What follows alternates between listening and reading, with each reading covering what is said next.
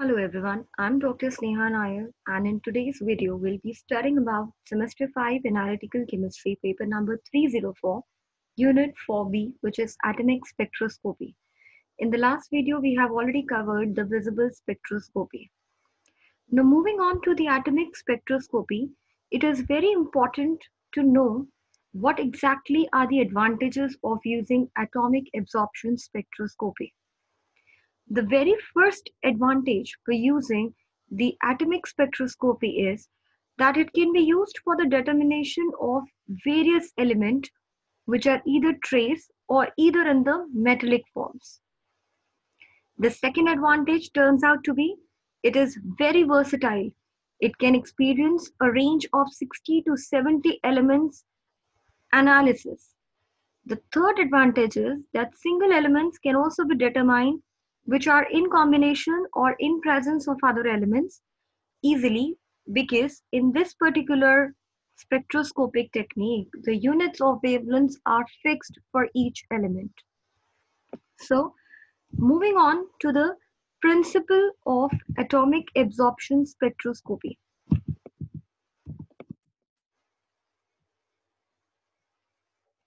Now, if we talk about the principle of atomic absorption spectroscopy, the simplest way of understanding is that we have taken a sample which is in the liquid state. Now, the sample initially has to be converted into the liquid state and then it is heated using the atomizer. Now, what do you mean by atomizer? Atomizer is any such instrument or any such part of the instrument which is used for evaporating the sample into vapor form. So what we are doing is whatever liquid we have taken, whatever sample we have taken which is in the liquid form, that will get evaporated the moment we are putting into the atomizer. So on vaporization, the atoms are converting into two forms. One, the atoms which are in the excited state, and the other, the atoms which are exactly in the ground state. Now, if I talk about, if you take into consideration the atoms which are in the excited state, that part of technique is called as the atomic emission spectroscopy, or it is also called as the flame emission spectroscopy. On the contrary, if you are taking part or taking into consideration only the unexcited atoms, that is the atoms which are present in the ground state, that part will be called as the atomic absorption spectroscopy, which we will be covering in this particular slide. Now, this is just the general representation of this, wherein we have taken a salt solution. The moment we are heating the salt solution, what is happening is it is converting into tiny vapors or tiny particles of the solute molecules. Now, on further heating, what will happen is they will then this vapor molecules that are formed, they will then react with the flame. The moment they are reacted with the flame, they are converted into gaseous molecule. So on conversion or on reaction of the atoms with the flame, they will convert into gaseous molecule, and these gaseous molecule will dissociate into atoms. So these atoms, what will they do is, because they are converted into atoms, the gaseous molecule, then these atoms, certain of them will be excited, and then unexcited atoms, what will they do is, for example, this is the ground state and this is the excited state. So what will happen is, this is ground state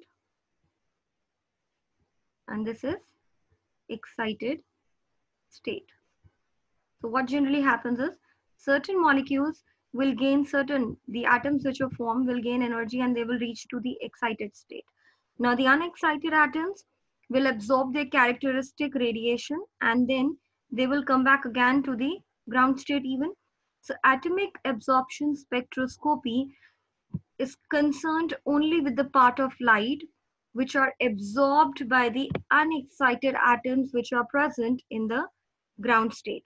So if in general I want to recall again the principle of atomic absorption spectroscopy can be written also in the form of that when you are passing a beam of electromagnetic radiation through the vaporized atoms which are present in the flame, then what will happen is the atoms will absorb the radiation, and thus they will result in the decrease in the intensity of radiation. And this decrease in the intensity of radiation will in general be directly proportional to the atoms which are in the ground state. So this turns out to be the basic principle of atomic absorption spectroscopy. Now, in the coming slide, we'll be dealing with the instrumentation part of the atomic absorption spectroscopy. Thank you.